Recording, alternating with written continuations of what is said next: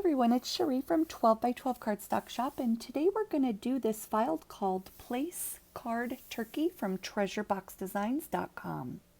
Now this part here is me dry piecing it, meaning it's not glued together. It is just so I can figure out my eye placement, and I wanted to show you guys why when I load up the video for you guys, my eyes are always done, but they're normally glued down, and I wanted you to see how I figure out where to place them. What I did is I took his beak, which is the color Sunflower by American Crafts, and I moved it and slid his eyes behind it. That way I knew where I wanted them. And I dry piece and usually add the eyes onto it before I even worry about gluing it all together, just because the eyes and the placement is half the battle with a piece, if you guys know what I mean. And save your scraps, because at the end of the video you're going to see why I needed a scrap. Here's the embossing folder that I use just on the front end of my place card. So the two pieces of green up there are the color Spinach and Grass, both by American Crafts. The orange is the color Apricot, again by American Crafts, and I only use textured paper. So you're going to pick one part of your base and you're going to glue his tail on. His feathers. You can actually alternate colors and do red and yellow in there if you'd like, and some orange. It's up to you. I stuck to what the pattern showed me just for demonstration purposes. And this is so cute. I think my neighbor's daughter is going to love it because she's getting ready to start preschool. He is cut out in the color Truffle. And as you see, I glued the head on and I snuck his little feathers behind his head before pushing the head all the way down. I do alternate between Barely Art Glue and Art Glitter Glue. I grab the bottles that are in front of me, but those are the only two glues I use, and those come from 12 by 12 Cardstock Shop as well. All of my paper is American Crafts except for that red.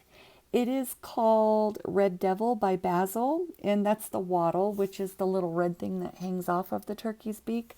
I actually had to look up what that was for another video because I kept saying the turkey's thing, but I couldn't remember what it was called to save my life. I looked it up a long time ago, but I remember it now because I think pregnant women waddle. So that's what's on his face. That thing moves and it actually waddles like a pregnant lady. That's just, I always correlate something to remember something. I've done it from all the years of being a nurse. I would try to remember something about my patient and I would always attach it to another thought or idea. But that being said, after you get his head glued on, there are two parts to the beak, and then the wattle's going to go on top. You're going to do whatever you'd like to the eyes and put that beak right over it, and it's almost done. What I did here is, this is the little case that I got as a promo. I normally put my glue dots in there because I do use them a lot. And I grabbed a medium size and I folded it into 3 and stuck it underneath the wattle. That way it stayed lifted up some and it didn't end up flattening out, just because I didn't want it flush with the piece. I wanted it to have some personality. Now you're going to glue just half of your base and you're going to attach the piece you just finished right on top of that base. Do not glue the entire thing because you won't have a place for it to fold. I just used my bone folder and went right in half, folded it and went over it. But as you see, it's sliding. It will not stand up. So 20 years of scrapbooking, I have plenty of scraps laying around my house. Even I mess up now.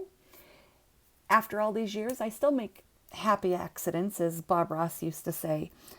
And what I did is I cut a 2-inch long by a 1/2 inch wide little rectangle. I scored it a 1/2 inch in from each end. So a 1/4 inch in.